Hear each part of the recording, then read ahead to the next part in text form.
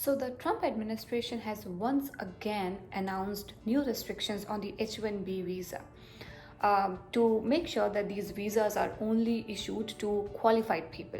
Now, this rule or restriction is already published in the Federal Register. It was published on October 7th, meaning it is now open for the next 60 days for anybody to challenge it or make a lawsuit against it. After which, on December 6th, it will get finalized. But will it? Let's see.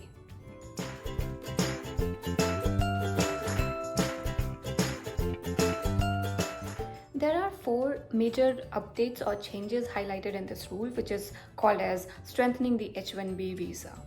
Now, before reviewing these four changes or updates and its impact, let's just see what was the need for it. So, with less than a month to go for the US presidential election, is this only a political agenda, or is there any sense to it? Because if you listen to the experts, they say that it would have been a surprise if this hadn't happened. Because H1B has always been a key part of Trump's election campaign. It was in 2016 and it is still. Trump has called H1B that allows highly skilled foreign nationals with advanced degrees to come and work in America, a cheap labor program. Really, if you have so much problem with this program, why can't you just ban it and solve the problem at the grassroots level, right? No, he cannot. And here is the reason why. And the reason is, if companies don't hire these skilled professionals in the US, they will hire them somewhere else, in India, Israel, Australia, or Canada. These companies have plenty of offices overseas, and it's not hard for them to invest in these other countries if that's where the talent is. But currently, the companies as well as people are preferring America because it is the most powerful and most advanced country in the world.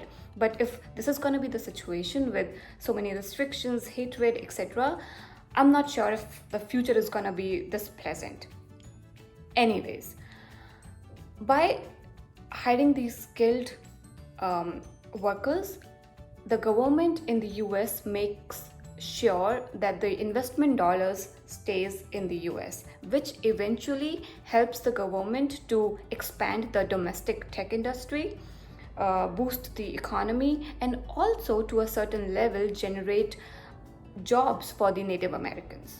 But that's not to say that the H1B program is perfect. There are loopholes, there are greedy employers who take undue advantage of this program by doing wage frauds or replacing equally qualified Americans. So if these rules are to bridge the gaps between these loopholes or to rectify these loopholes, it's a win-win situation for everybody. But if it's again a political propaganda to increase the vote bank, I'm not sure how to comment on it.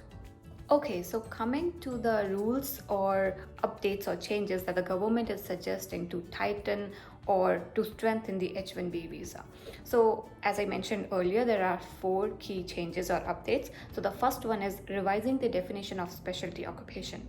Now, H1B program is a specialty occupation program where this visa is given to highly qualified or skilled professionals who have a particular kind of skill in a particular kind of area, right? So with this restriction, what they are trying to do is they're trying to include a requirement to have a very specific relationship between the degree as well as the job offered.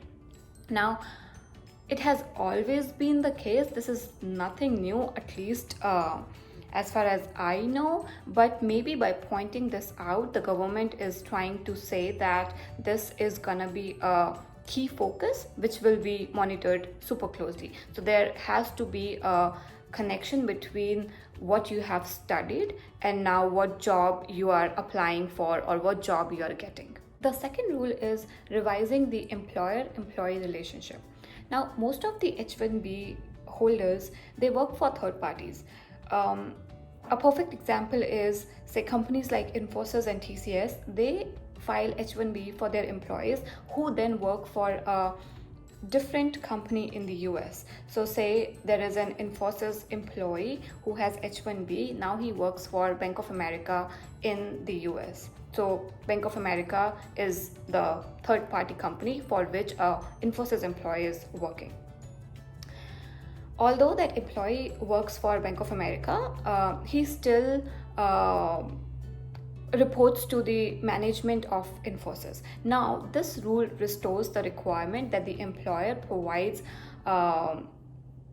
work orders and job duty requirements, etc., for this employee. And again, the idea is to make sure there are no fraudulent activities and there is a strong relationship between the employer and the employee where they both are working together on any projects, etc. The third rule is duration of H1B. So H1B visa is a 6-year long visa issued in 2 intervals of 3 years. Now, this is a pretty serious rule because if this rule gets approved, then this rule will reduce the maximum 3-year validity period for H1B to 1 year. And obviously, there would be possibility for extensions up to 6 years depending on the work requirement. But anybody working for a third-party company, like the example of Infosys I mentioned before, anybody who works for a third-party company will only get H1B for 1 year instead of 3 years. Last but the most crucial one is the salary increase. So if this rule gets passed, it will increase the wage requirement for H1B visas to make the jobs more competitive, because there is a notion that tech companies especially pay lower wages to their employees or H1B holders compared to a Native American employee. So they are talking about significant increase in wages for H1B holders, which on one hand is a good news because obviously you will be earning more.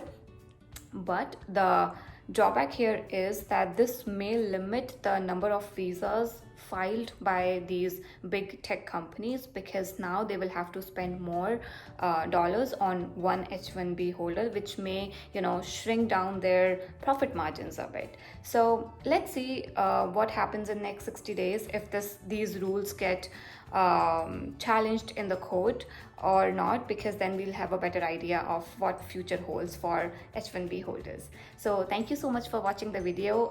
Stay safe and stay tuned.